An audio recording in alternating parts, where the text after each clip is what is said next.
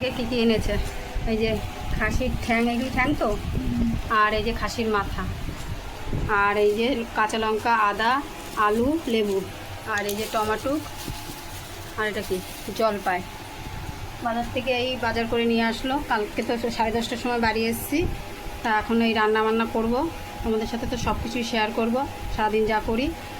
তা ভালো লাগলে ভিডিওটা লাইক, শেয়ার, কমেন্ট করে দিও।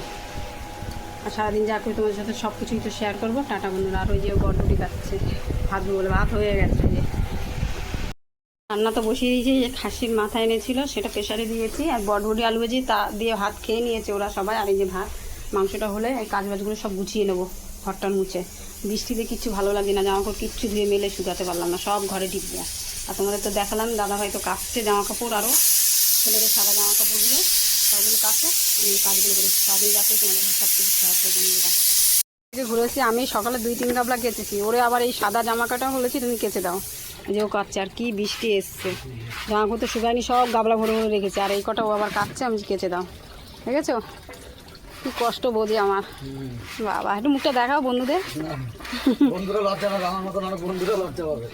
ভালো লাগলে বন্ধুরা লাইক, শেয়ার, কমেন্ট করে দিও। টাটা। দেখো কি সুন্দর কাচ্ছে, কাচার জন্য যদি লাগে পাঠিয়ে দেবো খালি বাড়িতে। হ্যাঁ ভালো করে পরিষ্কার করবো।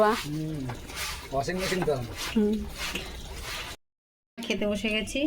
হাঁসির মাথা রান্না করেছি, এই যে এরকম বলতে নেই, হাঁসির মাথা আর এই যে ভাত। সবাই মিলে খেতে বসে গেছি। ছোটো ছেলে বড়ো ছেলে গেছে ঘরে, ওর বাবা আসছে।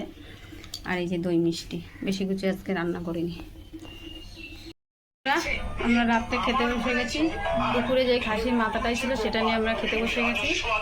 আর এখন আর কিছু করিনি, ইচ্ছা হচ্ছে না, ভালোই লাগছে না। তাই দেখো বাবা কালকে কাজে যাবে, সকালে শুয়ে করতে হবে তাড়াতাড়ি আজকে। তাও 9:30 বেজে গেছে, শুরু যেতে তাও 10টা।